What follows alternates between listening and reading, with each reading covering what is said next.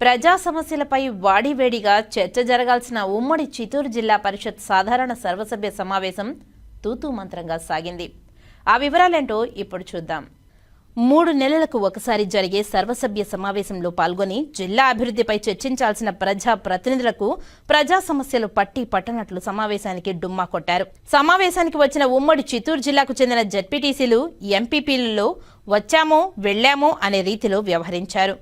అన్ని నియోజకవర్గాలకు చెందిన శాసనసభ్యులు, ఎంపీలు హాజరు కావాల్సి ఉండగా కేవలం పూతలపట్టు, గంగాధర నెల్లూరు నియోజకవర్గానికి చెందిన ఎమ్మెల్యేలు మాత్రమే హాజరయ్యారు.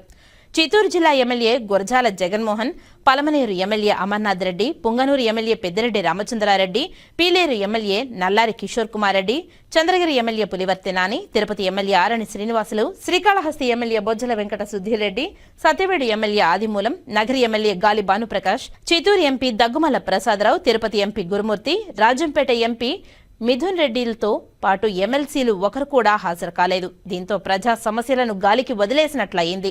సమావేశానికి హాజరైన అధికారులు మాత్రం సభ్యులు అడిగిన ప్రశ్నలకు తమదైన శైలిలో సమాధానం చెప్పుకుంటూ సమావేశాన్ని ముగించేశారు. సమావేశానికి హాజరైన 2 ఎమ్మెల్యేలు మురళీమోహన్, థామస్లు వారి నియోజకవర్గంలో నెలకొని ఉన్న సమస్యలను మాత్రమే సభా దృష్టికి తీసుకువచ్చారు. జిల్లా అభివృద్ధిపై చర్చించాల్సిన ప్రజా ప్రతినిధులు సమావేశానికి హాజరు కాకపోవడంపై పలువురు సభలో చర్చించుకోవడం చర్చించదగ్గ విషయమైంది.